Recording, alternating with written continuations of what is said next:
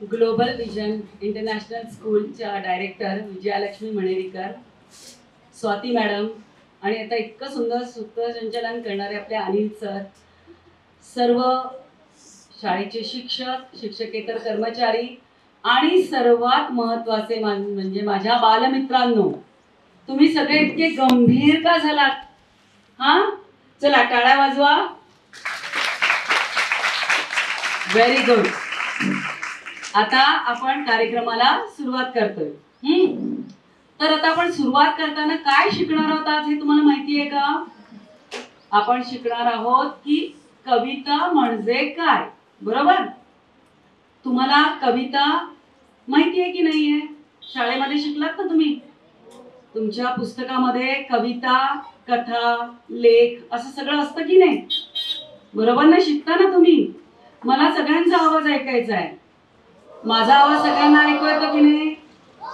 मग माझ्या एकटीचा आवाज इतक्या लोकांना ऐकू येतो, मग इतक्या सगळ्या लोकांचा आवाज मला नको काय ऐकू यायला? हा, तर अधेमध्ये मी तुम्हाला जे प्रश्न विचारेल त्याची उत्तरं द्यायची आहेत तुम्ही. हा, तर आता आपण शिकूया कविता म्हणजे काय. आता तुम्ही एक सर्वात छोटी कविता, म्हणजे ज्यावेळेस तुम्हाला कविता काय हे माहित नव्हतं तेव्हा ऐकलेली आहे. ओके, ती कविता कोणती? ये रे पावसा तुला देतो पैसा, झाला पाऊस आला. बरोबर ना? आता तुम्हाला हे माहिती आहे का की ही कविता आहे? सगळ्यांना माहिती आहे की नाही ही कविता आहे? आता या कवितेचा अर्थ काय आहे हे माहिती आहे का तुम्हाला? मला कोणी सांगू शकेल या कवितेचा अर्थ काय आहे? ये रे पावसा तुला देतो पैसा, पैसा झाला खोटा, पाऊस आला मोठा. मला यातला एक तरी विद्यार्थी सांगू शकेल की या कवितेचा अर्थ काय?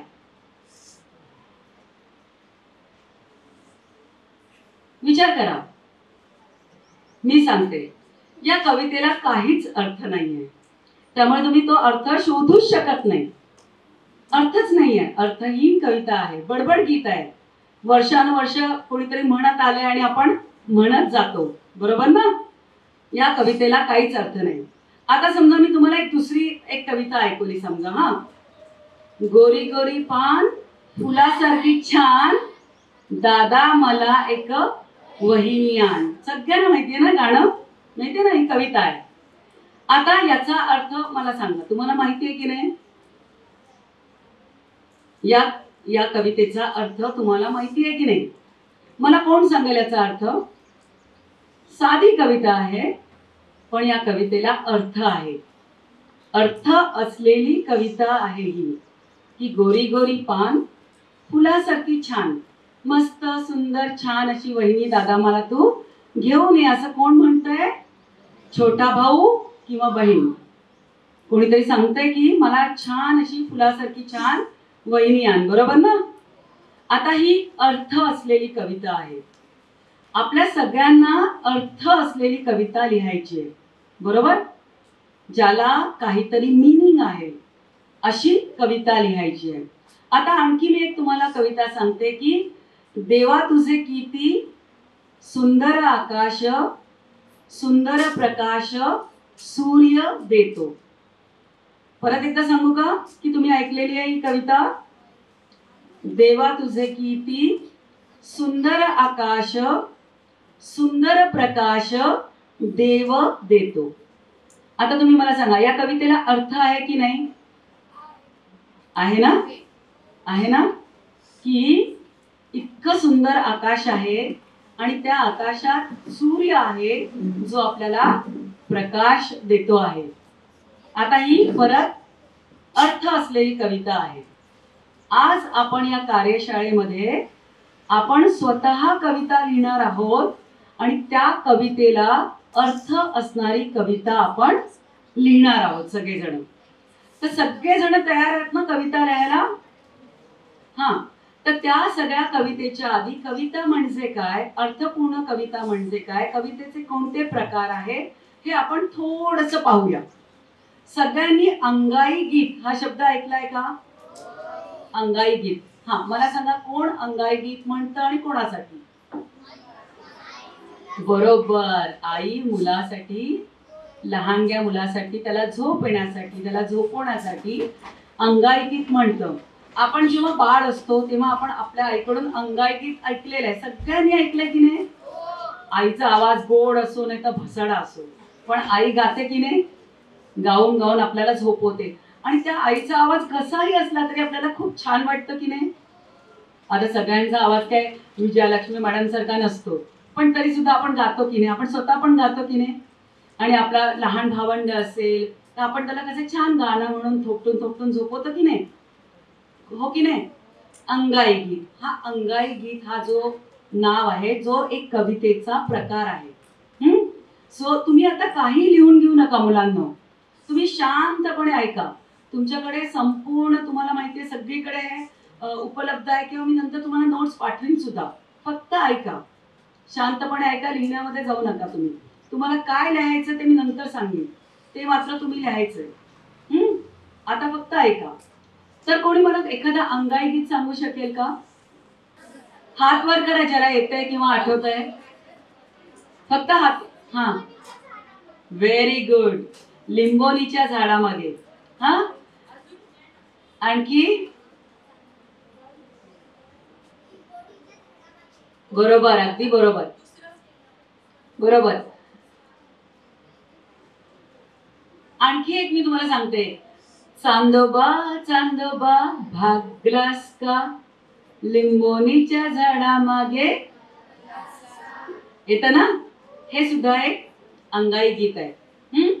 तर हे जे अंगाई गीत आहे, जे आपल्याला आई थोपटून थोपटून झोपवताना म्हणते.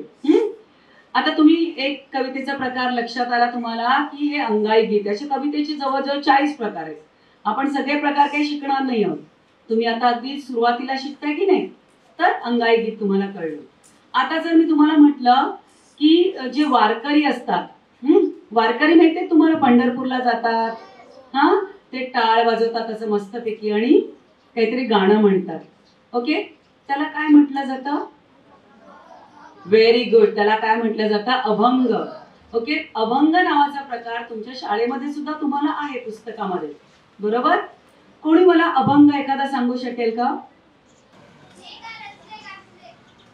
बर, ठीक आहे, बस. ते कोणी लिहिलंय बेटा? बर.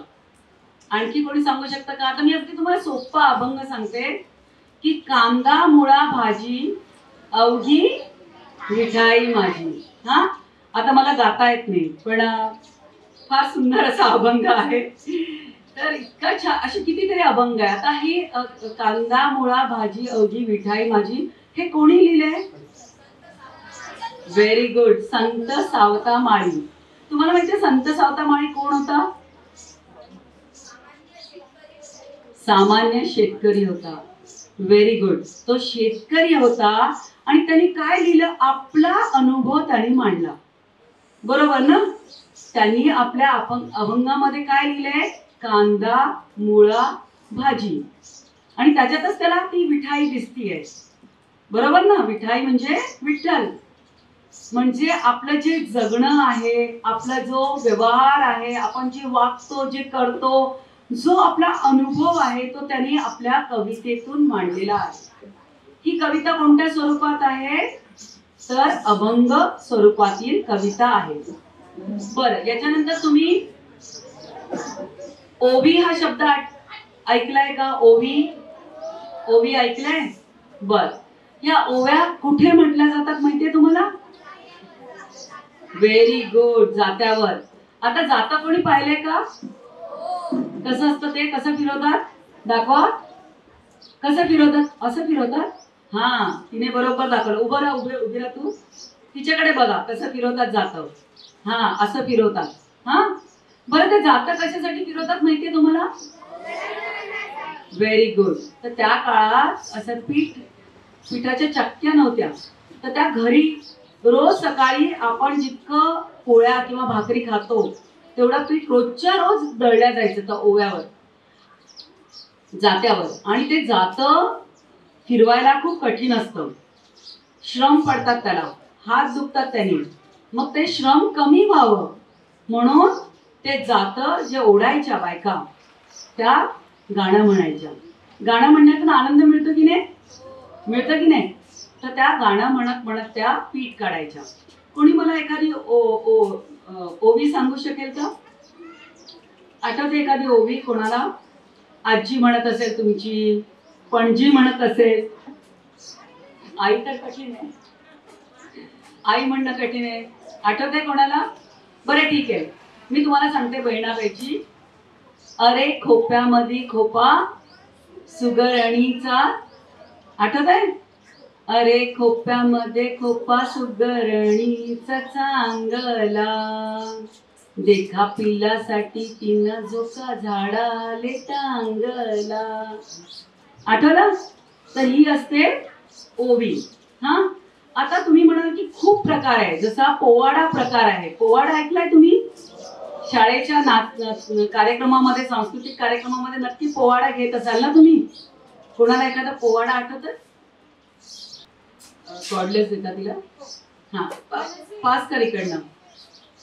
हॅलो, अजून कोणाला आठवत असेल तर पोवाडा आठवून ठेवा. महाराजांची कीर्ती बेफान, भले भल्यान फुटला घाम, कोण घाली येळी सण, दरबारी कुस्ती बेगम. Great great great. तर तुम्हाला कसं संचारतं ना, एकदम असं छान मस्त वाटतं की नाही पोवाडा म्हणायला किंवा पोवाडा ऐकायला. आपण एक ताल धरतो त्याला की नाही छानपैकी. आम्ही शाळेत होतो ना तेव्हा आम्हाला एक छान पोवाडा होता की तुम्हाला शिवाजी महाराज सगळ्यांना माहिती आहेत ना? हा, तर शिवाजी महाराजांनी आपल्या एका सरदाराला सांगितलं की ही एक गेट आहे, त्याच्या आतमध्ये कोणीही परका माणूस आत येता कामा नये, कारण हे आपलं स्वतःचं गाव आहे, तिकडे बाहेरचा माणूस कोणी येता कामा नये. तर तू हे गेट राखायचं. तर गेट म्हणजे शिव म्हणायचे त्याला. तर ते राखायचं, त्याच्या आत कोणी येता कामा नये. तर तो सरदार काय म्हणतो, त्याला काहीतरी महत्वाचं काम येतं आणि तो आपल्या मुलाला उभं करतो तिथे आणि तो म्हणतो बघ कोणी बाहेरचा आत येता कामा नये हा या गेटच्या आतमध्ये. तो मुलगा म्हणतो ठीक आहे बाबा, तुम्ही जसं सांगता तसं मी करणार. आणि मग तो छोटा मुलगा असतो, तो तिथे उभा राहतो आणि मग जेव्हा एक घोडेस्वार समोरून येतो तेव्हा तो मुलगा त्याला म्हणतो की तुम्ही आत जायचं नाही म्हणून. तो अडवतो त्याला, आत जाऊ देत नाही. तो म्हणतो बाबांनी सांगितलं कोणी बाहेरचा माणूस आत येता कामा नये. तो किती प्रकारे सांगतो की मला आत जायचंय, पण तो म्हणतो नाही. तर त्याच्यावरचा तो पोवाडा आम्हाला शाळेमध्ये होता. तर तो पोवाडा असा आहे, खबरदार जर टाच मारुनी जाल पुढे चिंधड्या, उडविन राई राई वड्या, कुण्या गावचे पाटील आपण कुठे चालला असे, शिवही ओलांडून तिरसे. असं खूप मोठा आहे तो पोवाडा. तर महत्वाचं काय की तो काय म्हणतो की तुम्ही कुठच्याही गावचे पाटील असाल, मला काही घेणं देणं नाही, तुमच्याकडे इतका रुबाबदार घोडा आहे, छान तुम्ही आलेला आहात, पण तुम्ही आत नाही जाऊ शकत. ही आमची वेस आहे आणि ही वेस म्हणजे ही बॉर्डर आहे. ओके, ही ह्याच्या आतमध्ये शिवाजी महाराजांचीच लोक जाऊ शकतात. म्हणून तो त्यांना तिथेच अडवतो, छान पोवाडा म्हणतो आणि नंतर जेव्हा त्याचे वडील त्या गेटकडे येतात तेव्हा ते सांगतात अरे तू कोणाला अडवलंयस, हे तर शिवाजी महाराज आहेत, बरोबर ना? तर तो शिवाजी महाराजांना सुद्धा आत जाऊ देत नाही. तर तो जो पोवाडा आहे ना, तो आमच्या शाळेतले शिक्षक असे मस्त उभं राहून आम्हाला छान शिकवायचे आणि मग आम्हाला पण असा वीर संचारायचा आतून की असं सगळं पाहिजे की कसं आपण केलं पाहिजे. तर ही वीररसाची जी कविता आहे ना ती वेगळ्या प्रकारे लिहिल्या जाते. हा, तर ती कविता काही येरे येरे पावसासारखी नसते ना, खूप वेगळी आहे की नाही ही कविता. सो हा कवितेचा आणखी एक वेगळा प्रकार आहे. आता खूप प्रकार आहेत. एक चारोळी नावाची तुम्ही 4 ओळी, ओके, 4 ओळी असं म्हटलं जातं त्याला, 4 ओळी फक्त. सो 4 ओळीमध्ये पण अख्खी पूर्ण कविता होते. तशी पण कविता असते.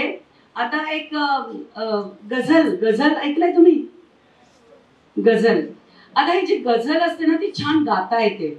इतर कविता गाता येतात किंवा नाही, म्हणजे अभंग वगैरे गाता येतो, पण गझल ही अत्यंत उत्कृष्ट प्रकारे गाता येते. आता गझल सुद्धा कशी मिनिंगफुल लिहायची बघा. नीट आहे का, फक्त 2 ओळी असतात त्याच्या आणि त्याच्यातून संपूर्ण तुम्हाला सांगितलं जातं जे काही सांगायचंय ते. म्हणजे तुम्हाला 10 ओळीची, 15 ओळीची, 20 ओळीची कविता लिहिण्याची गरज नाही. फक्त 2 ओळी आणि त्याच्यातून संपूर्ण तुम्हाला त्यांना काय म्हणायचं ते कळतं. ही ताकद आहे कवितेची. कमीत कमी शब्दामध्ये तुम्ही जितकी कविता लिहाल, ओके, पण त्याच्यात सगळं आलं पाहिजे. असं पण आहे त्याचं मीनिंग की सगळं त्याच्यामध्ये आलं पाहिजे. इथे तर गझल फक्त 2 ओळींमध्ये होते. त्याला एक शेर म्हटला जातो. ओके, एक शेर म्हटला जातो. तुम्ही फार खोल जाऊ नका, फक्त लक्षात घ्या की कमीत कमी शब्दामध्ये आपल्याला कविता लिहायची आहे, त्यात पण मिनिंगफुल, ज्याच्यात खूप चांगला अर्थ असेल अशी. आता मी तुम्हाला 2 ओळी ऐकवते की एक मुंगी प्रार्थना करते तिच्या देवाकडे. नीट आहे का? एक मुंगी प्रार्थना करते तिच्या देवाकडे, एक माझ्या हातुनी पर्वत सरकला पाहिजे. ऐकलं सगळ्यांनी? की कोण आहे? छोटीशी मुंगी आहे. तिची प्रार्थना काय आहे की तिला पर्वत सरकवायचा आहे. हा, म्हणजे आपण किती छोटे आहोत, आपण किती लहान आहोत, ओके, पण आपलं एम्बिशन जे आहे, आपल्याला खूप मोठं कार्य करायचं आहे, हे या फक्त 2 ओळीतून तो सांगतोय. आपण तर माणसं आहोत, आपल्याला 2 हात आहेत, 2 पाय आहेत, आपल्याला देवाने बुद्धी दिलेली आहे, हो ना. आणि हे सगळे शिकवणारे, ज्ञान देणारे तुमच्या आसपास शिक्षक पण आहेत ना, बरोबर ना. मग आपण सुद्धा असं असलं पाहिजे की माझ्या हातून खूप मोठं कार्य काहीतरी घडलं पाहिजे, बरोबर.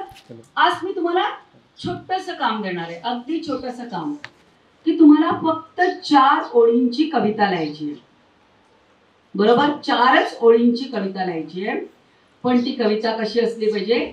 मिनिंगफुल असली पाहिजे. आता समजा मी एक पहिली ओळ दिली की राजा आला राजा गेला त्यांनी पाहिली राणी. ही पहिली ओळ आहे. इथे इथे बस ग पोरी. आता ही जी माझी झाली कविता समजा, तर आता पहिल्या ओळीमध्ये किती शब्द आहेत बघा. 7, 8, 10 शब्द आहेत. दुसऱ्या ओळीमध्ये 2-3च आहेत. अशी कविता नसावी. पहिल्या ओळीमध्ये 3-4 शब्द आहेत, दुसऱ्या ओळीमध्ये 2-3, 4 चालतील, 5 चालतील, पण 15 नसावे. हे तुम्ही लक्षात घ्या, कळलं का. नंतर पहिल्या ओळीशी दुसऱ्या ओळीशी काहीतरी संबंध हवा. आता उदाहरणार्थ मला कोणीतरी विषय दिला ससा, मी लगेच कविता लिहू शकते. आता सस्यावरून मी काय लिहिणार? आपल्याला रायमिंग वर्ड्स माहिती असतात ना. रायमिंग वर्ड्स माहिती आहे ना सगळ्यांना. जॅक कॅन जिल वेंट अप द हिल. आता इथे त्यांनी जिल कशाला आणला? कारण त्याला खाली हिल घ्यायचा होता. सो हिल, जिल रायमिंग वर्ड्स आहेत. तसं कवितेमध्ये रायमिंग वर्ड्स असेल ना तर ती खूप गोड वाटते ऐकायला, गायला, म्हणायला, लक्षात ठेवायला, बरोबर ना. हो की नाही? गोड वाटते की नाही? तर अशी म्हणजे आपण जी मुक्त छंदातली कविता लिहितो ना, तशी कविता तुम्ही लिहिलीत तरी चालेल, ओके, पण त्याला मीनिंग असलं पाहिजे. मुक्त छंद म्हणजे तुमच्याकडे रायमिंग वर्ड्स नसतील तरी सुद्धा चालू शकतात, ओके, त्या कवितेमध्ये. त्यालाही कविता म्हटली जाते. पण समजा तुम्ही रायमिंग वर्ड्स घेऊन तुम्ही कविता लिहिली तर त्याला एक छान असं हे येतं. मी सगळ्यांना वेळ देणार आहे. आता कोणी पेन पेन्सिल बाहेर काढू नका, मी तुम्हाला वेळ देणार आहे. आता आपला काय विषय चालला होता? ससा. तर मला भेटला ससा, झाली पहिली ओळ कवितेची. मला भेटला ससा आणि म्हणाला बसा. मला भेटला ससा आणि म्हणाला बसा. काय झालं? ससा बसा. ठीक आहे. पहिल्या ह्याच्यात किती शब्द आहेत? 3. मला भेटला ससा आणि म्हणाला बसा. मी मारला ठोसा. माणूस आहे ना, काही करू शकतो ना. मी मारला ठोसा. आता इथे मी काय म्हटलं का की मी शशाला ठोसा मारला, पण तुम्हाला सगळ्यांना कळलं कारण आपण पहिल्यांदा काय सांगितलंय की ससा आणि माणूस दोघं सोबत आहेत ना. मी मारला ठोसा, रडत बसला ढसा ढसा. कोण रडलं आता? ससा रडला. आता मी म्हटलं का ससा रडत बसला, नाही म्हटलं रडत बसला ठसा ठसा. आता हे ससा बसा ठोसा ढसा ढसा सगळे रायमिंग वर्ड्स आहेत ना, ऐकायला पण तुम्हाला मजा आली की नाही, हो की नाही? आणि गंमत पण आहे त्याच्यामध्ये, मिनिंग पण आहे. हा, तसं विनोदी कविता पण लिहिल्या जातात. त्याच्यातून एखाद्या कवितेतून विनोद पण निर्माण होऊ शकतो. आता हे सगळं मी तुम्हाला सांगितल्यावर आपल्याला काय करायचं? पहिली गोष्ट 4च ओळीची कविता लिहायची आहे. दुसरी गोष्ट त्याला रायमिंग वर्ड्स असलं पाहिजे. तिसरी गोष्ट म्हणजे सर्वात महत्वाचं मीनिंग असलं पाहिजे. आता मी तुम्हाला एक कविता ऐकवते आणि मग तुम्ही विचार करा की कविता कशी असायला हवी. तर आधी मी इंग्रजी कविता ऐकवते. सगळ्यांना कळतं ना इंग्रजी? मला आवाज नाही आला. हा, आता कविता ऐकायची, कोणीही लिहायला सुरुवात करायची नाही. सगळ्यांना एकदमच वेळ देणार आपण. कोणाला कमी वेळ नाही, जास्त वेळ नाही. हा, आता कविता बघा. कवितेचं नाव आहे नेचर. नेचर म्हणजे very good. When you are silent, nature speaks a lot. बरोबर? जेव्हा तुम्ही शांत गप्प असता तेव्हा तुम्हाला निसर्गाचा आवाज ऐकू येतो. आता निसर्गाचा आवाज म्हणजे काय ते पुढे येणार आहे कवितेत. When you are silent, nature speaks a lot. I have experienced it. No one has taught. आता इथे लॉट टॉट आलंय. बरोबर? मला हे कोणी शिकवलं नाही निसर्गाचा आवाज ऐकायला. मी स्वतः जेव्हा शांत झाले, गप्प बसले, तेव्हा मला निसर्गाचा आवाज ऐकू आला. तुम्ही समुद्रकिनारी गेलात सगळेजण? इतकी माणसं असतात तिथे, एवढा आवाज असतो, कधी कधी डोक्याला ताप होतो आपल्या. पण तुम्ही एखाद्या कोपऱ्यात गेलात आणि शांतपणे डोळे मिटून बसलात तर तुम्हाला समुद्राचा आवाज ऐकू येतो की नाही? त्याला समुद्राची गाज म्हटली जाते. ती खूप आपल्याला मनाला शांती देते. It's a meditation. मेडिटेशन शब्द ऐकलाय? हा, मला खूप छान वाटतं. छान वाटणं महत्वाचं आहे. आपण जेव्हा कविता ऐकतो, कवितेचा कोणीतरी लिहिलेला अर्थ समजून घेतो, आपण स्वतः कविता लिहितो किंवा आपण कोणाची तरी कविता ऐकतो, तेव्हा आपल्याला आनंद झाला पाहिजे. आनंद हे सुद्धा मेडिटेशन असतं. हा, तर तुम्हाला छान वाटतेय का कविता ही? मी पुढे ऐकवू? हा, आता मी पूर्ण कविता ऐकवते, मध्ये काहीच बोलत नाही. नीट ऐका. When you are silent, nature speaks a lot. I have experienced it. No one has taught. Out of 5 sense organs, when tongue is quiet. Out of 5 sense organs, when tongue is quiet, other 4 organs becomes violent. Violent means active. Everything has got fragrance. Everything has got fragrance, whether it is a flower or a dust. Everything has got fragrance, whether it is a flower or a dust. You should have time to smell that first. Nature gives. Nature gives. Observe, collect, store and reproduce silently. Nature gives. Observe, collect, store and reproduce silently. Become natural like nature. Become natural like nature. Nature will change everyone's nature. Nature will change everyone's nature. हा, अशा तऱ्हेने कवितेचा तुम्ही रसास्वाद घ्यायला पाहिजे. कोणाची कविता संपली की तुम्हाला टाळ्या वाजवता आल्या पाहिजे. गाणं संपलं की तुम्हाला कळलं पाहिजे की संपलंय, तर आता आपण टाळ्या वाजवायला पाहिजे. हा, म्हणजे मग तुम्ही पूर्ण लक्ष देऊन ऐकलं, कारण तुम्हाला तो शेवट सुद्धा कळला पाहिजे की ते कविता संपली. आता कोणी मला सांगू शकेल शेवट? त्याच्यामध्ये अख्खा मिनिंग मी तुम्हाला कवितेचं सांगते की आपण इतकी बडबड करत असतो किंवा मोबाईल बघत असतो, ओके, आपण लक्षच देत नाही, ओके, निसर्गाकडे. निसर्ग बोलत असतो. आपण शांत राहिलं की आपल्याला पक्ष्यांचे आवाज येतात. बरोबर ना? येतात की नाही?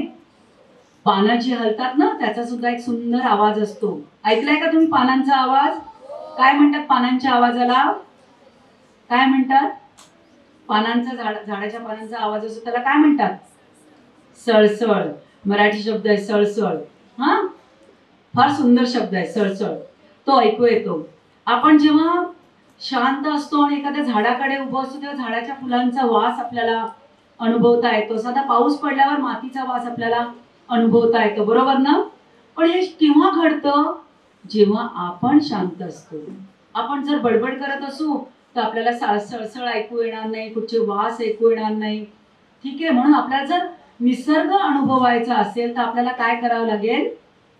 टंग, आपलं टंग जे असतं, जीभ, बोलणं बंद केलं की कान काम करतात, बरोबर? डोळे काम करतात, शरीर संपूर्ण काम करतं. आपल्याला हे सगळं फील होतं.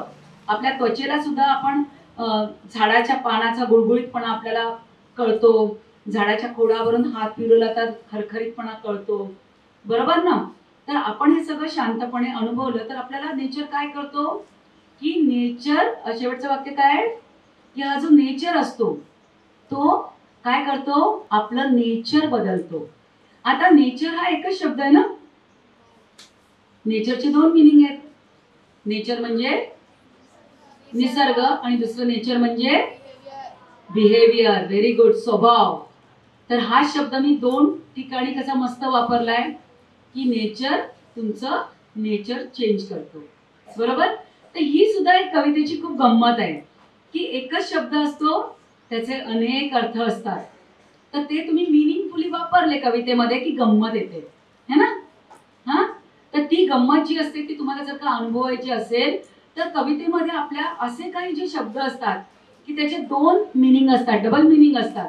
की become natural like nature, nature will change everyone's nature. तर हा जो शब्द एकच शब्द मी कसा दोन वेळा वापरलाय तसा तुम्हाला वापरायचा आहे. आता एक मराठी कविता मी तुम्हाला ऐकवते आणि मग त्याच्यानंतर तुम्ही काय करायचंय? तुमची कविता लिहायची. बरं, कविता लिहायची म्हणजे काय?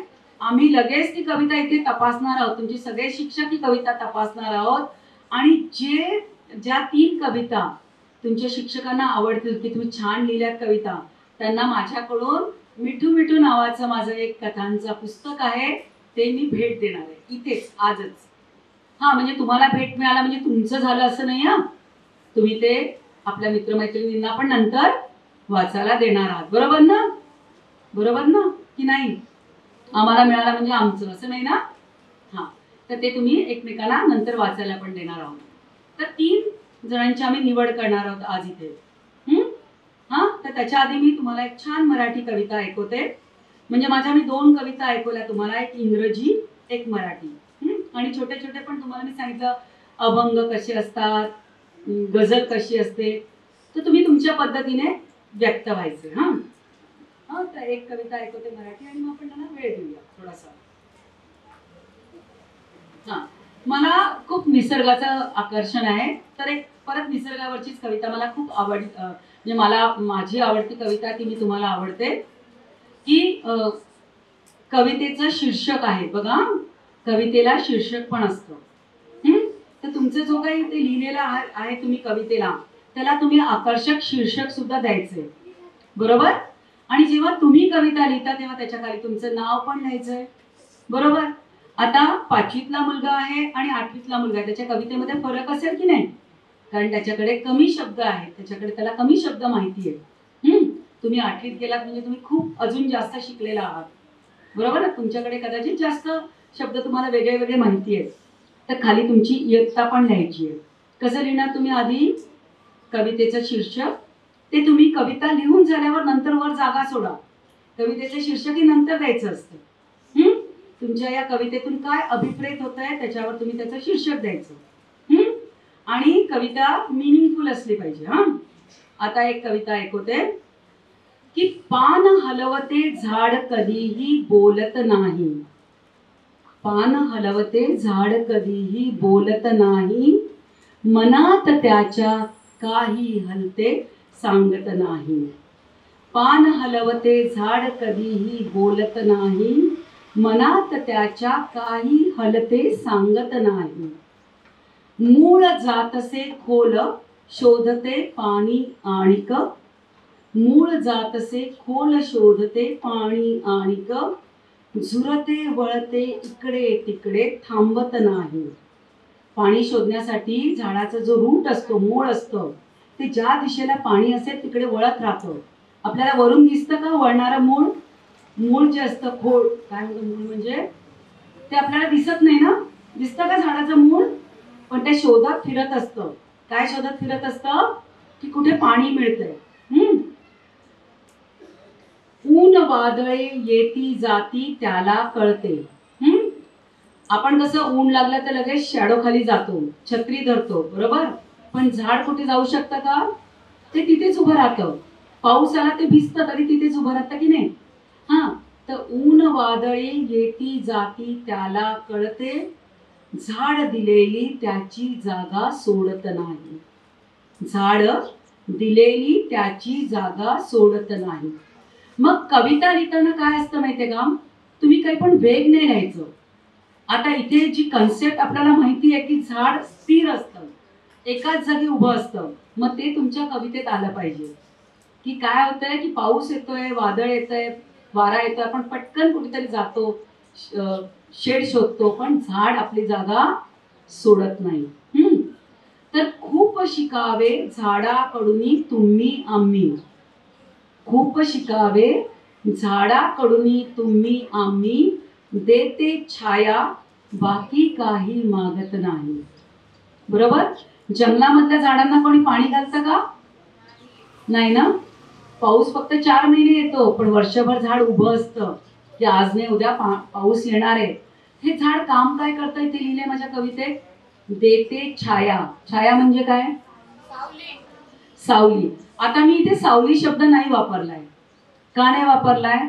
इथे सावली पण, देते सावली पण म्हणू शकत होते, पण मी कसं म्हटलंय? देते छाया. तर एका शब्दाला अनेक शब्द असतात, बरोबर ना. सावलीला दुसरा शब्द आहे छाया, पण मी इथे छाया वापरलाय कारण गझल लिहिताना आपल्याला शब्द, अक्षर, त्याचा क्रम मोजावा लागतो. तर सावली इथे बसत नाहीये म्हणून मला छाया हा शब्द घालावा लागला. आलं लक्षात? तर तुम्ही एका शब्दाला जेव्हा पर्याय असतात दुसरे शब्द, तेव्हा कोणता शब्द आपण तिथे घालू शकतो याचा पण विचार कविता लिहिताना करायला हवा. आलं का लक्षात तुमच्या? की मला एक शब्द माहिती आहे, पण मला समानार्थी शब्द नावाचं असतं ना तुम्हाला शाळेमध्ये, हो की नाही?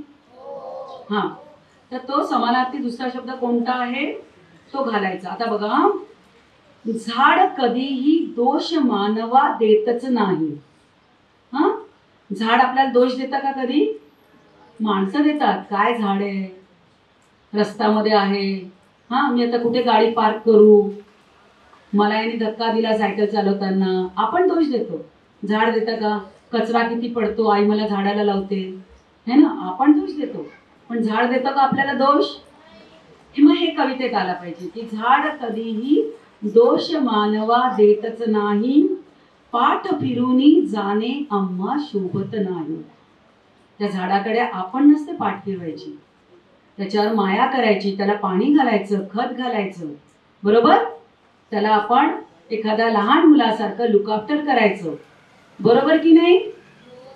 तुम्ही करता? तुमच्या कुंडीत झाडं आहेत, बागेत झाडं आहेत, मग तुम्ही पाणी वगैरे घालता की नाही त्याला? सुकलेली पानं तोडता, बरोबर ना.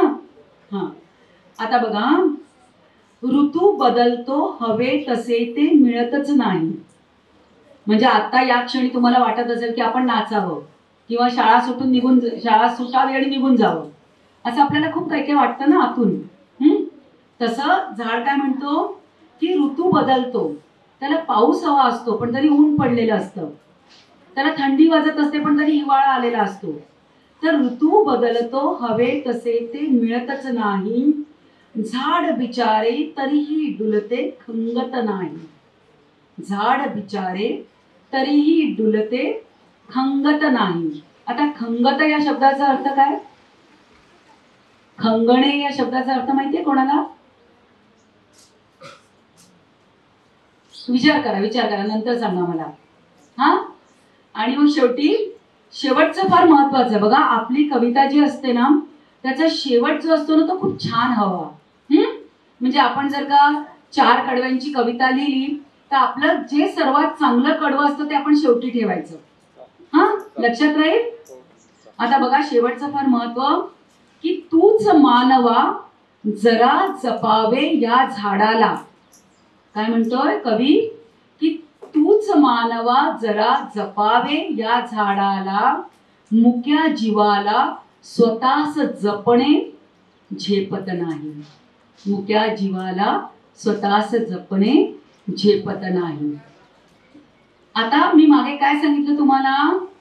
मी तुम्हाला सांगितलं मी शेवटच्या ओळी ऐकवतीये, बरोबर? मग शेवटच्या ओळी संपल्यावर काय करायचं? हा, याला म्हणतात दाद देणं. हा, हिंदी लोक वा वा वा वा असं म्हणतात. ऐकलं की नाही तुम्ही? ऐकलं ना? वा वा म्हणतात, ती असते दाद देणं. आपण काय करतो? टाळ्या वाजवतो, बरोबर हो की नाही? आता शेवटचं वाक्य काय आहे की माणसा, आता मानवा म्हटलंय मी, माणसा नाही म्हटलंय. तर माणसा आणि मानवा सेवच झालं ना. हा, तर जरा जपावे तू या माणसा, तू या झाडाला जरा जपावे, कारण तो स्वतःला जपू शकत नाही. तो जाऊन पाणी आणू शकतो का विहिरीवरून, नळावरून, की मला घालायचं पाणी माझ्यावर? नाही ना. त्याला पाणी आपण घातलं पाहिजे, बरोबर? तर त्याला स्वतःला जपता येत नाही, तर आपण त्याला जपलं पाहिजे. हा संदेश दिलेला आहे.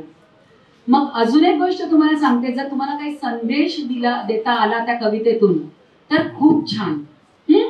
काहीतरी संदेश तुम्हाला देता आला पाहिजे. हा, आता मी तुम्हाला खूप उदाहरणं देऊ शकते संदेश देण्याची, पण मी तुम्हाला आधी सांगितलं तर मजा येणार नाही ना. मग तुम्ही तेच लिहाल, बरोबर? तर मी तुम्हाला 15 मिनिटं देतेय किंवा 10 मिनिटं, जितक्या लवकर होईल, ज्याचं जसं होईल. कोणाकडे तुमच्याकडे द्यायची कागद आणि तुम्ही 3-4 शिक्षकांना घ्या आणि पटकन सांगा. आणि ज्यांच्या कविता चांगल्या असतील ना त्या इथे येऊन कविता पण वाचतील त्यांच्या, आणि त्यांना हे काय मिळणार आहे? पुस्तक मिळणार आहे. हा, चालेल? Okay, start. Your time starts now.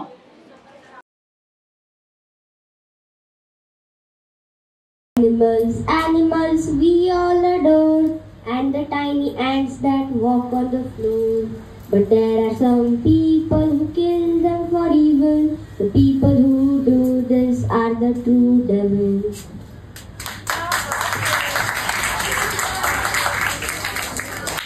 माणसाच्या आयुष्याला झाडाचे महत्व, झाड देई आपल्याला ऑक्सिजनचे सहत्व.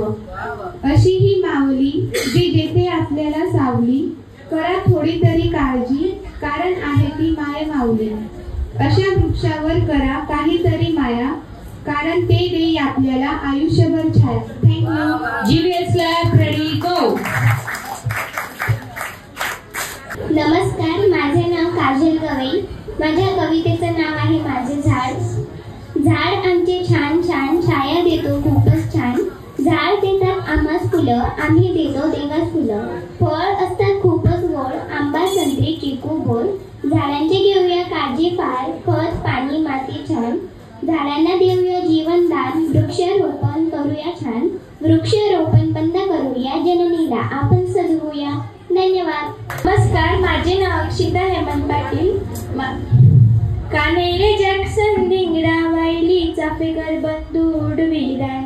ओढवायली उद्दम आयरी यश, क्रांतीवादी झाली गॅंग. धन्यवाद. जीवीएस लॅब रेडी गो. खूप छान. Good morning everyone. My name is Bhavesh Sunil Patil. I study in 6th BSc. My topic name is हम बच्चे. हम बच्चे हंसते गाते हैं, हम आगे बढ़ते जाते हैं. पत्थर बिखरे कंकड़ काटे, हम चुम चुम दूर हटाते हैं. आए कितनी भी बधाई, हम कभी नहीं घबराते हैं. सारे जग में सबसे अच्छे हम भारतीय कहलाते हैं. हम तिरंगा लहराने जाते हैं, हम दुनिया जीत कर आते हैं. सारे जग में सबसे प्यारे हम भारतीय कहलाते हैं. Thank you. Very good. संगीताने स्वरांशी, तारेनं बोलांशी, बोल व कलेने सरस्वतीची संगत करू. चला आपण मी काय सांगितलं आताच तुम्हाला. हा आता आपल्याकडे अजून 3 पुस्तकं आहेत. ओके, आता ती पाहूया आपण कोणाला मिळतात. हा आता आपण कथेकडे वळूया. आता तुम्हाला कविता म्हणजे काय ते कळलं की नाही सगळ्यांना? सगळ्यांनी कविता लिहिली? कोणी लिहिली नाही मला सांगा. कोणी लिहिली नाही कविता? ठीक आहे, ज्यांनी आज आत्ता लिहिली नाही कविता त्यांनी घरी जाऊन लिहायची आहे. ठीक आहे, त्यांना होमवर्क घरी जाऊन कविता लिहायची आहे आणि कविता तुमची तुमच्या सरांकडे अनिल सरांकडे आणून द्यायची आहे. बरोबर? ठीक आहे, सगळ्यांनी कविता लिहायची आहे. ओके, आता आपण कथेकडे वळतोय. आता आज आपण एकदाच कविता लिहायची आहे का, की संपलं आता कविता लिहून? असं नाही ना. हा, तर तुम्ही आता सतत कविता लिहित राहा. म्हणजे उगाचच आपला पेपर घ्यायचा, कागद घ्यायचा, बुक घ्यायचं, लिहायचं असं नाही. तुम्हाला जेव्हा एखादा अनुभव येतो, ओके, तुम्ही जेव्हा समुद्रावर जाता तेव्हा समुद्राच्या लाटा बघून तुम्ही कविता लिहा. एखाद्या बागेत जाता तेव्हा फुलांवर कविता लिहा. आपल्याकडे आपली कझिन ब्रदर्स सिस्टर्स येतात त्यांच्यावर कविता लिहा. आपल्या आईवडिलांवर कविता लिहा. शाळेवर कविता लिहा. अशा कोणत्याही प्रसंगावर तुम्ही, कोणीतरी आता देशावरची किती सुंदर कविता ऐकवली, देशावर कविता लिहा. तर कोणताही विषय कवितेला वर्ज्य नाही आहे. तुम्हाला ज्या विषयावर कविता लिहायच्या त्याच्यावर तुम्ही कविता लिहू शकता. कविता 2 ओळीची लिहू शकता, 4 ओळीची लिहू शकता, 10 ओळींची लिहू शकता. मोठी कविता सुद्धा तुम्ही लिहू शकता. आता आपण सगळ्यांनी घरी गेल्यावर काय करायचंय, तर एक वही करायची. हा, आणि त्याच्यावर काय लिहायचंय? कथा कवितांच्या राज्यात. ठीक आहे, हे आपलं शीर्षक आहे ना आजचं, कथा कवितांच्या राज्यात. हे शीर्षक लिहायचंय आणि त्याच्यानंतर काय करायचंय, आपल्या कविता आणि कथा त्या वहीत लिहायला सुरुवात करायच्या. कोणत्याही लेखकाला कविता रोज सुचतात असं नाही. आज सुचतील, मग 8 दिवसांनी सुचतील, 10 दिवसानंतर सुचतील, 10 त्या दिवसामध्ये 3दा सुचतील. जशी आपल्याला कविता सुचते तशी त्यांनी त्या वहीत लिहून काढायची. ठीक आहे, होय की नाही? तुम्हाला मोठं लेखक व्हायचंय ना. तुमच्या शाळेच्या पुस्तकामध्ये तुम्हाला कथा कविता आहेत की नाही? त्या कथा कवितांच्या पुस्तकात आपली कविता असली पाहिजे असं नाही वाटत तुम्हाला? की माझी कविता त्या पुस्तकात असली पाहिजे, माझी कथा असली पाहिजे. मग तुमची मुलं, तुमचे मित्रमंडळींची मुलं त्या कविता शिकतील की नाही पुस्तकातून? होय की नाही? तर तुम्हाला एक मोठा कवी आणि लेखक व्हायचे. ठीक आहे, मी काय सांगितलं? एक मुंगी प्रार्थना करते तिच्या देवाकडे, एक माझ्या हातूनी पर्वत सरकला पाहिजे. जर मुंगी विचार करते की पर्वत सरकला पाहिजे, मग तुम्हाला काय सांगितलं मी देवानी? 2 हात 2 पाय आणि बुद्धी दिली आहे. मग तुम्ही पण काहीतरी विचार करायला हवा की नको? हां, तुम्हाला खूप सुचत असतं. तुम्ही डोंगर चढायला जाता, तुम्हाला काहीतरी डोंगरावर छान छान सुचतं.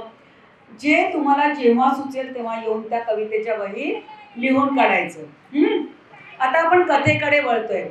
कथा आणि कवितेमध्ये फरक आहे का मला सांगा? नक्की फरक आहे. काय फरक आहे कथा आणि कवितांमध्ये?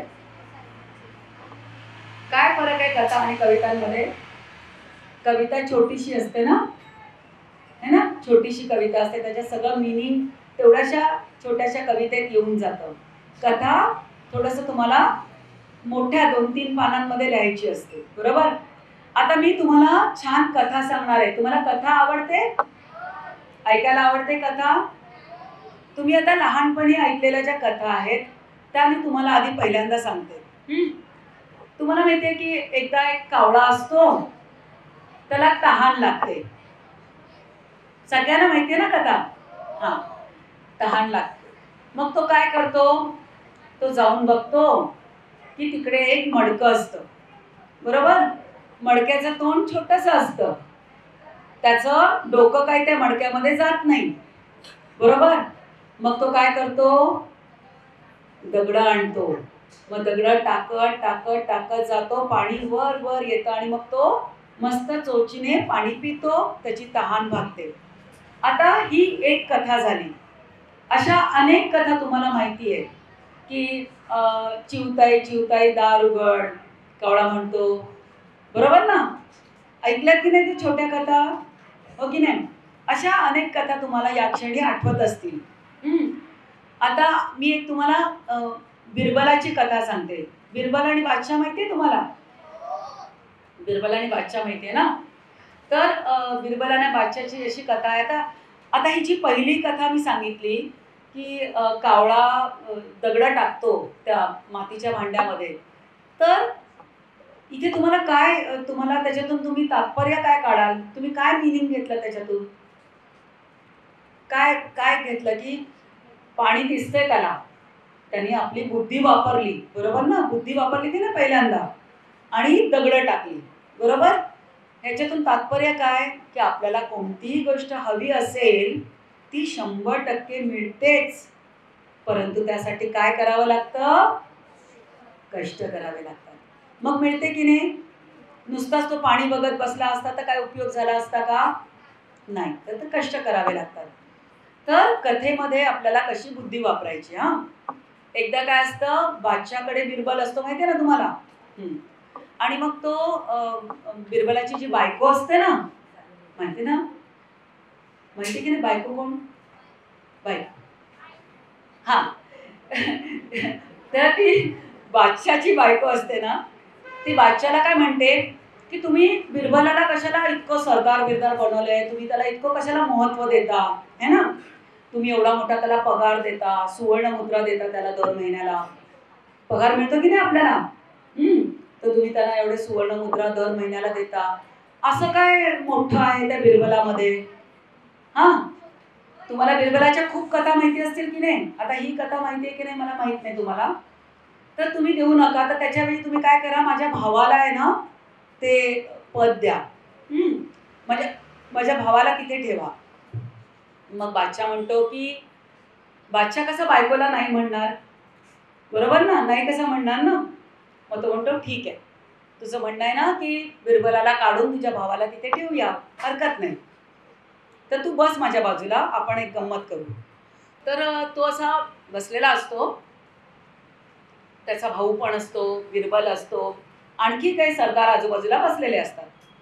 मग तो त्या आपल्या बायकोच्या, म्हणजे बादशाह आपल्या बायकोच्या भावाला काय सांगतो की अरे तिथून बघ एक माणूस चाललेला आहे, खांद्यावर पोती घेऊन चाललेला आहे तो, तर जस्ट विचारून ये की त्या माणसाचं नाव काय. आणि हे जेव्हा तो सांगतो तेव्हा बिरबल तिथे नसतो, त्या खोलीमध्ये नसतो, बिरबल त्या राजवाड्यात नसतो, कुठेतरी दुसरीकडे गेलेला असतो. मग हा जो बायकोचा भाऊ असतो तो जातो आणि त्या माणसाला विचारून येतो, काय हो तुमचं नाव काय? मग तो सांगतो रामलाल. तो परत येतो आणि बादशाहला सांगतो त्याचं नाव ना रामलाल आहे, बरोबर? बरोबर ना? त्याला काय सांगितलेलं असतं, त्याचं नाव विचारून ये. त्याने बरोबर काम केलं की नाही? बरोबर काम केलं. त्याने सांगतो रामलाल आहे. मग बादशाह म्हणतो असं का? त्याच्या खांद्यावर पोतं आहे ना, त्याच्यात काय आहे? जा विचारून ये. हा पळत पळत जातो, तोपर्यंत थोडासा पुढे गेलेला असतो. तो म्हणतो पोत्यात काय आहे? मग तो सांगतो रामलाल की ह्याच्यामध्ये तांदूळ आहेत. हा येतो पळत पळत बादशाहला सांगतो त्या पोत्यामध्ये ना तांदूळ आहेत. बादशाह म्हणतो हो का, बरं ठीक आहे. बादशाह म्हणतो तू कोणत्या गावावरून आला तांदूळ घेऊन? जा विचारून ये. मग पळत पळत जातो, तोपर्यंत अजून पुढे गेलेला असतो. त्या व्यापाऱ्याला विचारतो तुम्ही कुठून आलात हो? मग तो म्हणतो मी त्या रामपूर गावातून आलो. अच्छा अच्छा, बरोबर उत्तर दिलं ना त्याने. तो बरोबर बादशाहला येऊन सांगतो तो रामपूर वरून आलेला आहे. मग त्याच्यानंतर काय होतं, मग बादशाह म्हणतो बरं तो रामपूर वरून आला, पण चाललाय कुठे? तर तो म्हणतो, मग हा त्याला परत पाठवतो. तो पळत पळत जातो, त्याला विचारतो तुम्ही कुठे चाललाय? तो म्हणतो मी राजापूरला चाललोय. हा पळत पळत येऊन सांगतो बादशाहला तो राजापूरला चाललाय. आता काय झालं की हा त्याला प्रत्येक वेळेस पाठवतो. राजाने जो प्रश्न विचारलेला असतो त्याचं परफेक्ट उत्तर तो घेऊन बादशाहकडे येतो. बादशाहची बायको बाजूला बसलेली असते, ती सगळं पाहत असते की आपला नवरा म्हणजे बादशाह त्याची परीक्षा घेतोय आणि तिला खूप आनंद होतो की तो परीक्षेत उत्तीर्ण होत आहे. बरोबर, सगळ्या प्रश्नांची उत्तरं बरोबर असतात. त्याच्यानंतर कुठून तरी बिरबल येतो.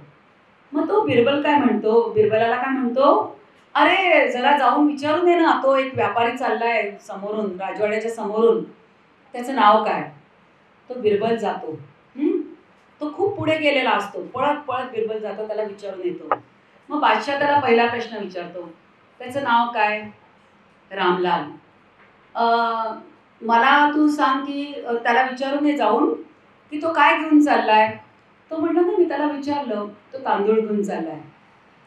बर, आणि त्याच्याकडे बासमती तांदूळ आहे त्याच्या ह्याच्यामध्ये, आणि त्या बासमती तांदूळाचं वजन 50 किलो आहे. मग तो म्हणतो की बरं, तो कोणत्या गावावरून आलाय. तर तो म्हणतो की तो या गावावरून आलाय आणि या गावाकडे चाललेला आहे, आणि मध्ये मध्ये त्याला ही गावं लागणार आहे.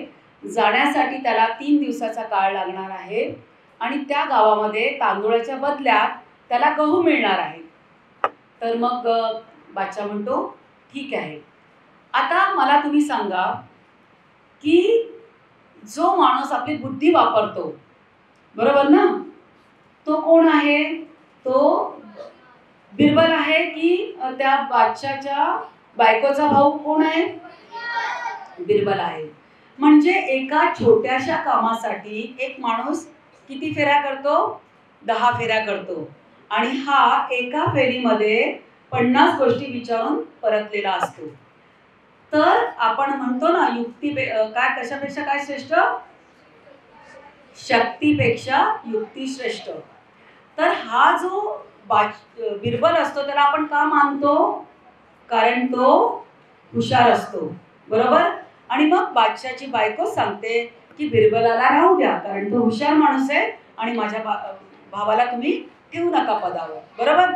आता या संपूर्ण कथेतून तुम्ही काय अर्थ घेतलात, काय अर्थ तुम्हाला मिळाला, तात्पर्य काय, मिनिंग काय, कोण सांगेल. हात वर करायचा. एक कथा झाल्यावर त्याचं मिनिंग असतं ना काहीतरी, तर ते काय मिनिंग आहे या कथेतून, तुम्ही काय घेतलं, कोण सांगेल मिनिंग याचं. Very good. Work smart not hard. बरोबर. आपण हे तत्व फक्त कथा ऐकण्यापुरता सांगण्यापुरता नाही वापरायचं, आपल्या जीवनात पण हे तत्व वापरायचं.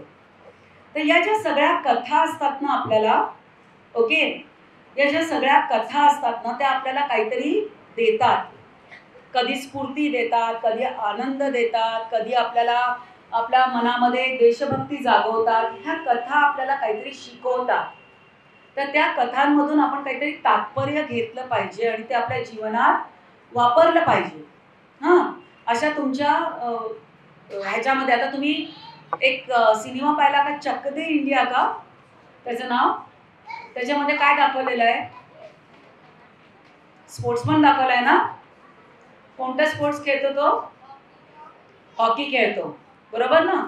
आणि काय दाखवलं त्या सिनेमाचा शेवट काय आहे, युनिटी. बरोबर. तर आपल्याला प्रत्येक कथा, मग ती सिनेमातली असो, नाटकातली असो, पुस्तकातली असो किंवा कोणी सांगितलेली असो, त्याच्यातून आपण काहीतरी घ्यायचं असतं. आपण जेव्हा त्या कथेतून काहीतरी घेतो त्याला कोणता शब्द वापरला जातो, बोधपर कथा. बोध. बोध म्हणजे मीनिंग, तात्पर्य काहीतरी त्या आपल्याला कथेतून घ्यायचं असतं. तर अशी कथा आज आपल्याला लिहायची आहे. सगळ्यांना जमणार लिहायला. फार मोठी कथा लिहायची गरज नाही. तुम्ही प्राणी पक्षी, तुमच्या मित्रमैत्रिणींच्या संबंधी, तुमच्या आईवडिलांच्या संबंधी, तुमच्या बहीण भावांच्या संबंधी, तुमच्या शिक्षकांच्या संबंधी नको, आत्ता सुरुवात करायची नाही कथा. तर तुम्ही त्या कथेतून तुम्हाला काहीतरी देता येईल, काहीतरी मीनिंग असेल अशी कथा तुम्हाला आज लिहायची आहे. तर तुम्हाला मी फक्त सांगते की कथेचे कसे वेगळे वेगळे प्रकार असतात. आता मी तुम्हाला एक उदाहरण दिलं ज्याच्यात तुम्हाला रिअल हिरो दिसतो. जो हॉकी खेळणारा मुलगा आहे तो रिअल हिरो आहे. जो खरा माणूस आहे आणि त्याची कथा आहे. काही कथा काल्पनिक असतात ना. परीची कथा, परी असते का खरी? परी असते का खरी? नाही. राक्षस असतो का खरा? राक्षस असतो? कोण हो म्हटलं रे? मी नाही पाहिला राक्षस. तुला दिसला राक्षस? भूत असतात का? बापरे, कोणी भूत पाहिली आहेत? कोणी भूत पाहिली? हात वर करा. बापरे, इतक्या मुलांनी भूत पाहिली आहेत. Very good, very good, very good. तुम्ही फार चांगले कथाकार होणार आहात, कारण तुम्ही भूत पाहिलेली आहेत. बापरे. आणि म्हणजे तुम्ही त्याच्यावर लिहू शकाल ना. आपण आपले अनुभव लिहितो की नाही कथेतून. हा, तर तुम्ही 1 मिनिट, तर तुम्ही ह्या ज्या कथा लिहिता, भूताच्या लिहिता किंवा राक्षसाच्या किंवा परीच्या, यांना काल्पनिक कथा म्हटलं जातं. काय म्हटलं जातं? काल्पनिक कथा, कल्पना करून केलेल्या कथा. ओके. आणि ज्या आपण एखादा स्पोर्ट्समनवर लिहितो, मग तो क्रिकेटियर असेल, हॉकी खेळणारा असेल, आणखी कोणता खेळ खेळणारा असेल, तर त्याला काय म्हटलं जातं?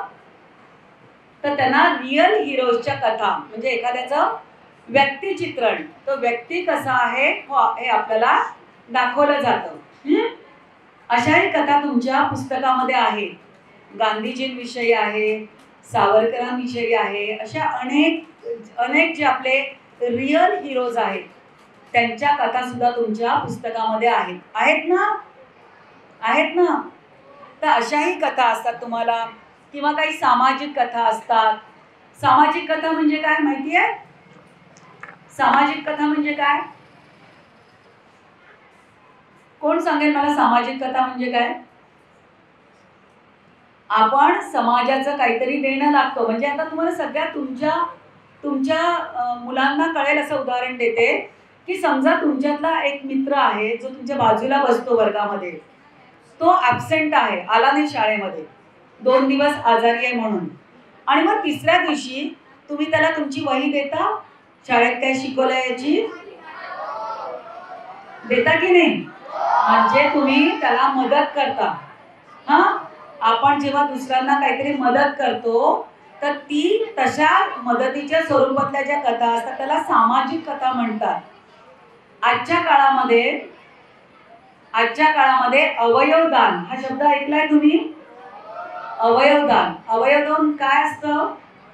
मी तुम्हाला एकच उदाहरण देते की एखादा माणूस आहे, ओके, आणि त्याच्या आईला जर त्याची किडनी फंक्शन करत नसेल, किडनी 2 किडन्या असतात माणसाला, तर त्या किडन्या जेव्हा त्यांच्या बरोबर नसतात तेव्हा एक माणूस दुसऱ्या माणसाला किडनी दान करू शकतो, आपली एक. जेव्हा तो किडनी दान करतो तेव्हा ज्या माणसाच्या दोन्ही किडन्या खराब झाल्या आहेत तो पण जिवंत राहतो आणि ज्याने किडनी दिली आहे तो पण जिवंत राहतो. तर हे अवयवदान आहे. आपण मरून गेल्यावर आपण आपले डोळे दान करू शकतो, देहदान करू शकतो. याच्यावरच्या पण कथा असतात. या आहेत सामाजिक कथा. कळलं तुम्हाला सामाजिक कथा म्हणजे काय? काल्पनिक कथा म्हणजे काय कळलं? हां, नंतर तुम्हाला ग्रामीण कथा. ग्रामीण कथा म्हणजे काय? ग्राम म्हणजे काय? विलेज. Very good. म्हणजे शेतकरी जो कथा लिहिल ना की मी मातीमध्ये झाडं लावली, मग ती उगवली वगैरे, या ग्रामीण कथा. मग तो बैलांबद्दल लिहिल, त्यांच्या आजारपणाबद्दल लिहिल, ती झाली ग्रामीण कथा. हां, विनोदी कथा माहितीये? विनोदी कथा माहितीये कोणाला? म्हणजे आपल्याला खूप हसायला येतं, हां, अशी विनोदी कथा. लोककथा माहितीये तुम्हाला? जे आपण खूप आपल्या आजीकडून ऐकत आलो आहे, जे आपण कावळ्याची कथा सांगितली, या सगळ्या आहेत लोककथा. तर अशा अनेक प्रकारच्या कथा असतात. आता पौराणिक कथा माहितीये? तुम्ही शब्द ऐकलाय पौराणिक कथा? सांगा, पौराणिक कथा म्हणजे कोण असेल त्याच्यात? देवदेवतांच्या कथा, जसा कृष्णाच्या कथा. तुम्ही कृष्ण आणि सुदामाची गोष्ट ऐकली आहे? Very good. म्हणजे तुम्ही खूप काही ऐकलेलं आहे आणि तुम्हाला माहिती आहे. तर आज आपल्याला काय करायचं आहे? कथा लिहायची आहे. बरोबर? सगळ्यांनी खूप एका पानावर मावेल एवढी कथा लिहायची आहे.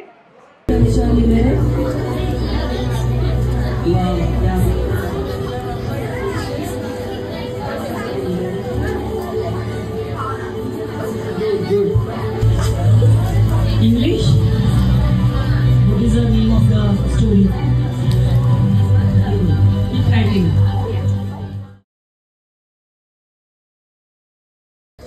माझे नाव आदित्य आहे. स्टोरीचे नाव चतुर बिरबल. खूप वर्षापूर्वी अकबर बिरबल राहत होते. एके दिवशी विदेशी देशाच्या मेजरनी बिरबलाला बोलवले. तर मेजर म्हणाला की आपण लढणे बंद करू, पण माझी एक शर्त आहे की तुला प्रश्नांची उत्तरं द्यायला लागेल. बिरबल म्हणाला ठीक आहे. मग मेजर म्हणाला मी तुला 5 सोपे प्रश्न विचारून की एक अवघड. बिरबल म्हणाला एक अवघड. मेजर बोलला ठीक आहे, अवघड विचारतो. तर बिरबल म्हणाला मेजर म्हणाला पहिलं मुलगी आली का अंडा? बिरबल म्हणाला मुलगी आली. मग मेजर म्हणाला कस काय? मग बिरबल म्हणाला की तू म्हटला होता की तू एकच प्रश्न विचारशील. थँक्यू. Very good, beta.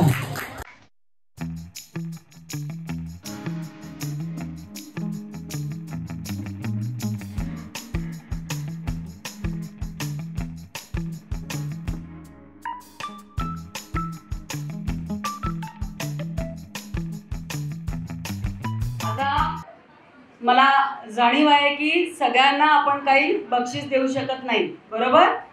आता हे एक पुस्तक मी लायब्ररीत ठेवती आहे. तिकडनं सगळ्यांनी घरी घेऊन जायचं आणि वाचायचं. हां, तर तुम्ही फक्त पुस्तकं वाचायची नाही, तर तुम्ही आता काय करायचं? स्वतः लिहायला सुरुवात करायची. हां, आता ही जी पुस्तकं मी दिली याच्यानंतर मी तुम्हाला एक मोठं गिफ्ट हॅम्पर देणार आहे. What is the meaning of gift hamper? What is the meaning of gift hamper? सांगा. खजाना. हां, पण तो मी केव्हा देणार आहे? तेव्हा देणार आहे तुम्ही घरी जाऊन व्यवस्थित एका कागदावर कथा लिहायची आहे, एका कागदावर कविता लिहायची आहे. आणि काय कंडिशन काय? वर शीर्षक, टायटल, कविता किंवा कथा, खाली तुमचं नाव आणि तुमचा क्लास. हे 2 लिहून झाल्यावर तिसऱ्या कागदावर तुम्हाला काय लिहायचं? नीट आहे का? एक पत्र लिहायचं आहे. पत्र कोणाला लिहिणार तुम्ही? पत्र कोणाला लिहिणार? मला लिहायचंय. प्रतिभा सराफ मॅडम. आणि तुम्ही आजच्या कार्यशाळेतून काय शिकलात? तुम्हाला मजा आली का? हो की नाही? बरोबर. दुसरं काय लिहिणार तुम्ही की याच्या पुढे तुम्ही आता नेहमी कथा कविता लिहित जाणार. एक सेपरेट वही करणार आहात ना तुम्ही कथा कवितेसाठी स्वतःची. त्याच्यावर तुम्हाला सुचेल तसतशा कथा कविता लिहिणार आहात. बरोबर? आणि तिसरं तुम्ही काय लिहिणार पत्रामध्ये? तुम्हाला आजच्या सगळ्या या कार्यशाळेतून काय आवडलं हे तिन्ही एकत्र स्टॅपल करून तुम्ही तुमच्या शिक्षकांकडे द्यायचंय. ते मला पाठवतील पत्राने घरी. आणि मग ज्याचं मला सगळ्यात आवडेल कथा कविता आणि पत्र त्यांना मी माझ्या घरून तुमच्यासाठी गिफ्ट हॅम्पर पाठवणार आहे. चालेल? चालेल. आता किती जण लिहिणार आहेत कथा कविता? बरोबर. हां, आता याच्यानंतर जेव्हा पुढच्या वर्षी मी तुमच्या शाळेमध्ये येणार तेव्हा तुमची अख्खी कविताची वही बघणार आहे मी की कोणी किती कविता लिहिल्यात, कथा लिहिल्यात. त्याच्यावर परत तुम्हाला काहीतरी पारितोषिक देणार. ठीक आहे? ठीक आहे. आता तुमच्यापैकी एक जण यायचंय आणि त्याने सांगायचंय की आजचं पूर्ण कार्यशाळेतून तो काय शिकला आणि त्याला काय आवडलं. कोण येतंय? कोण येतंय? एकाने यायचंय आणि सांगायचंय. नमस्कार, माझे नाव हिनेश देवरे. मी आजच्या या कार्यशाळेतून कवितेचे प्रकार शिकलो, जसे अंगाई, अभंग, ओवी, पोवाडा, चारोळी आणि गझल. एक मुरारी प्रार्थना करेल देवाकडे, एक पर्वत सरकावा माझ्याकडे. हे आज आपल्याला मॅमनी असं सांगितलं. अजून मी त्यात मुक्तछंद व शेवट कसा करावा, कविता कशी संपवावी, कविता कशी लिहावी हे सगळं शिकलो. व कथांमध्ये किती प्रकार असतात, जसं विनोद कथा, लोककथा, परिकथा, काल्पनिक कथा, ऐतिहासिक कथा, पौराणिक कथा.